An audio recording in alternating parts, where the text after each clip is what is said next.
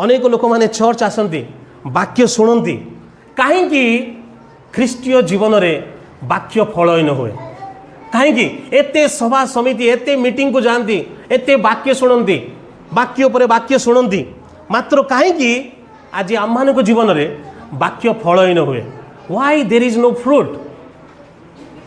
what hinders fruitfulness कहीं आम मान जीवन में फल देखा जाए न था आंसर 18 पद देखो तीनोटी विषय प्रथम कथा सांसारिक चिंता कहीं why there is no fruit मु भावुली कहीं मो जीवन में आम मान जीवन में फल देखा जाए न था आम तो वाक्य तो शुणुचु जमी धनी युवक कहला भाया मु तो आज्ञा पिला कालू शुणिकी आसी गोटे उड़िया गीत अच्छी से गीतटा भूल गीतटा कहीं प्रभु बदलुनी मो जीवन अरे कहीं बदलुनी कहीं आम जीवन में फल देखा जाए न था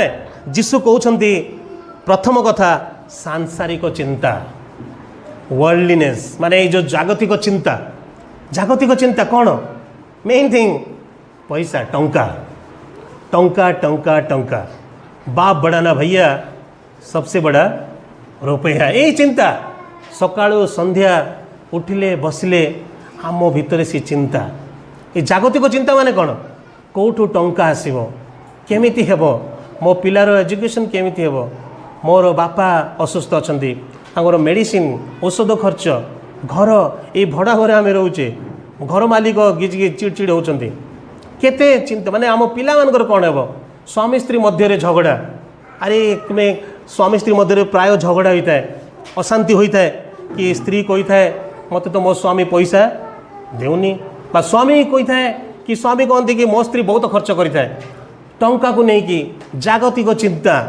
पिलार कौन हेब भविष्य कौन हेब आम बापा मांकर कौन हेब आमर पिला मानकर फ्यूचर कौन हेब आमर फ्यूचर कौन हेब ए पर्यंत आम भड़ा घर अच्छु केबे आमर घर भुवनेश्वर गोटे हेब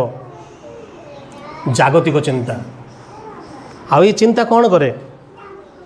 गोटे हिंदी में कहती चिंता जला देती है चिता चिंता कौन करे वाक्य तो शुणी था वाक्य शुणिक एपटू बाहर गला पर से जागतिक चिंता आमको कौन करे आमको चापी पकाए चिंता वाक्य को कौन करे चापी पकई था माने आम मान जीवन में जो चिंता अच्छी चिंता कौन करे डोमिनेट कर दी था माने एमती डोमिनेट करे जागतिक चिंता जोड़ा हिंदी में कहती रोटी कपड़ा मकान ये तीन चीज़ तो ये घूम फिर के रोटी कपड़ा मकान इसीलिए परमेश्वर का वचन वाक्य फलहीन होता है आम मध्य से चिंता थाए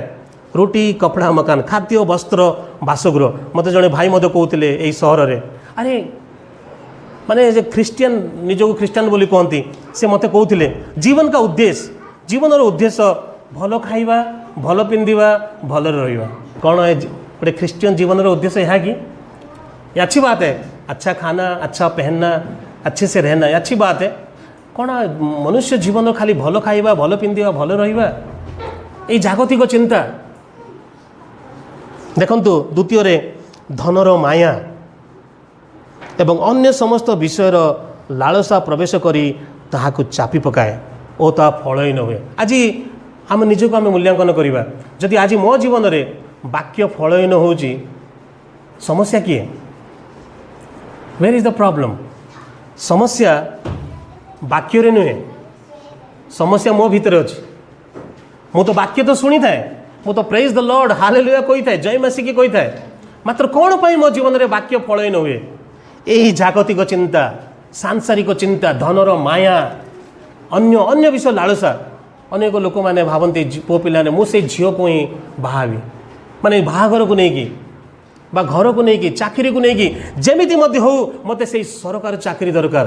कले बले कौशले लांच देकी से माने वाक्य शुणती मात्र अन्य अन्य समस्त विषय लालसा मु जाने ना आपण जीवन में कौन लालसा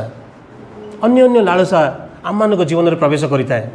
अन्य अन्य विषय को लेकिन झील को लेकिन बाहाघर को लेकिन धन को लेकिन घर को लेकिन बा धन को लेकिन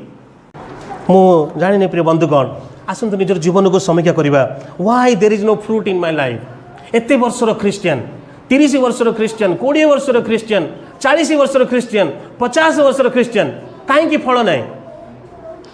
उत्तर देखंतु 18 पदरे सांसारिक चिंता धनर माया अन्य समस्त विषयर लालसा प्रवेश करी ताहाकु चापी पकाए